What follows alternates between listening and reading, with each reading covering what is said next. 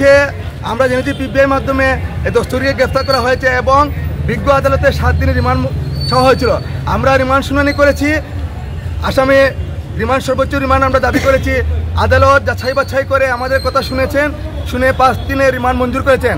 আপনারা জানেন এই আসামির নেতৃত্বে সেদিন বন্দরবাজারে গুলিবিদ্ধ হয়েছিলেন যুবদল, ছাত্রদল, বিএনপি, জামাত অসংখ্য নেতাকর্মী এবং আমাদের সাংবাদিক ভাই যিনি এই এলাকায় এসেছিলেন কাভারেজ দেওয়ার জন্য প্রোগ্রামকে, উনাকেও এই দস্তগীরের নেতৃত্বে এবং দস্তগীর নিজেই গুলি করে হত্যা করেছে।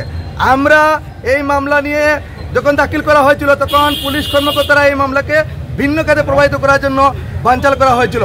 তারপর আমরা দুরাবের ভাই যাচাই বাছাই করে প্রকৃত আসামিকে দেখে একটি মামলা দায়ের করেছেন। আমরা রিমান্ডে বলেছি বিজ্ঞ আদালতে এর সাথে দস্তগীরের সাথে পুলিশ সদস্য কে কে ছিল গুলি করতে এবং যুবলীগ, ছাত্রলীগ, আওয়ামী লীগের কারা কারা ছিল, প্রকৃত আসামির নাম জানা রাষ্ট্রের দরকার এবং এই কারণেই আমরা সর্বোচ্চ রিমান্ড চেয়েছিলাম।